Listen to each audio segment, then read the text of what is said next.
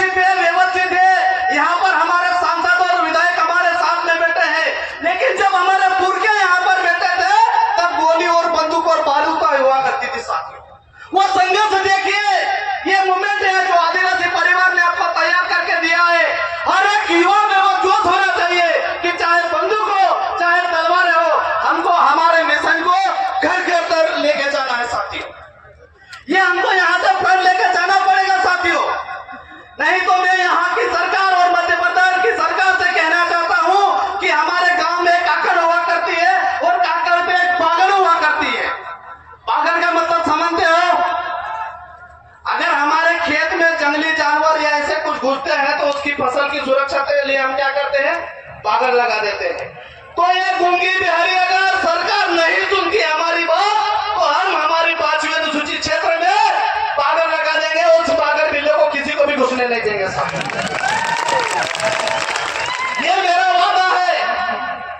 मैं एक well educated बंदा हूं और मेरे समाज को हर एक छोटी छोटी इकाइयों से समझा है। आपके पास में माननीय भंवरलाल दादा है, कांति दादा है, लेकिन हमारे पास में ऐसे वैचारिक लोग नहीं है। फिर भी हम ये हिम्मत कर रहे हैं साथियों।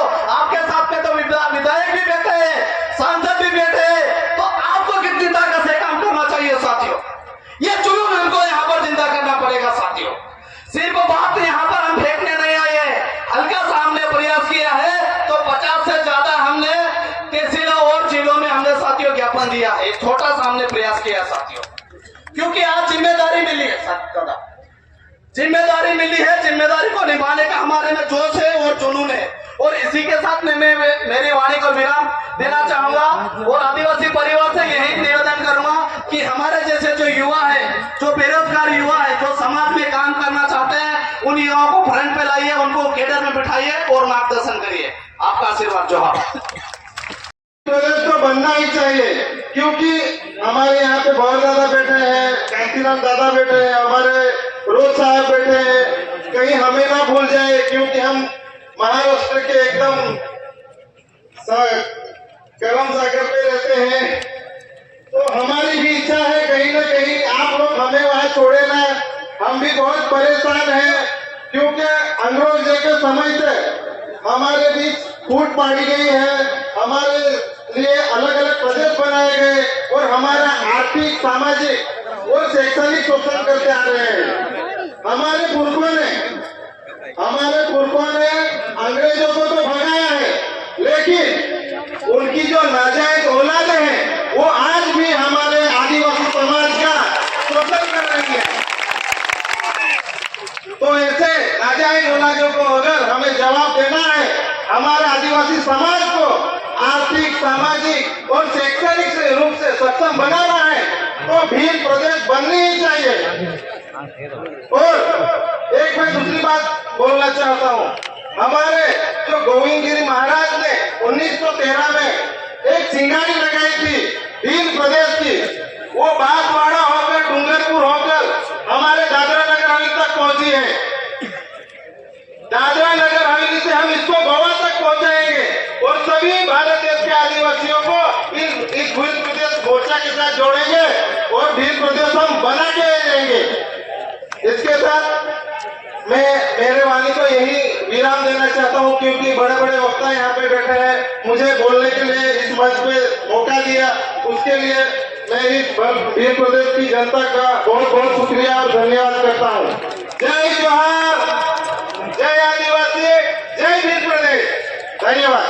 ગુજરાતની તમામ સિટીઓમાં તમે જોઈ લો તો સાહેબ કે ભીલ સમાજનું સંગઠન એક સુરત લેવલે એક એવી રીતે કામ કર્યું છે કે સમસભા ટ્રસ્ટની એક સ્થાપના કરી છે ત્યાં સુરતમાં। शिक्षा और शहर का दूध होता है ना, जो पिएगा वो दहाड़ेगा। तो गुजरात, महाराष्ट्र, मध्य प्रदेश 4 राज्योના વિદ્યાર્થીઓને આ વર્ષે સમસભા ટ્રસ્ટના નામમાં બુક છપાઈને 500 વિદ્યાર્થીઓને બુક વિતરણ કર્યું છે। 500 વિદ્યાર્થીઓને બુકનું વિતરણ કર્યું છે કે આપણા બાળકો ભણે અને કાયદાકીય રીતે આગળ આવે એ માટે। મુદ્દાનો લઈને તો હું સૌથી પહેલા કોઈ પણ દિવસ મંચ ચલાવું છું, કોઈ પણ જગ્યા પર સૌથી મોટો મુદ્દો મારો હોય છે ગુજરાતના સુરત સિટીમાં આપણા જે સમાજના ગરીબ મજદૂર વર્ગના ભાઈઓ મજૂરી કરવા આવે છે. હરેક વખતે આ પ્રશ્ન કરું છું કે સાહેબ જ્યારે પણ ગુજરાતની સુરત સિટીમાં બનાવો બને છે આપણા મજૂર વર્ગના લોકો વગર શિફ્ટે કામ કરીને મરે છે અને એમને કાયદાકીય રીતે ભાગ નથી રહેતું ત્યારે ભીલ સમાજ સુરત શહેરી ટીમ જગ્યા પર જઈને પરિવારને ન્યાય અપાવે છે. અને આ જે દાખલો પુરાવો કર્યો તો અમારા ગુજરાતના જે રાજુ દાદા છે એ રાજુ દાદા એ દાખલો પૂરો પાડશે અમારી વચ્ચે સાહેબ. આજે હું વચ્ચે પણ મેં દાખલો મૂક્યો હતો.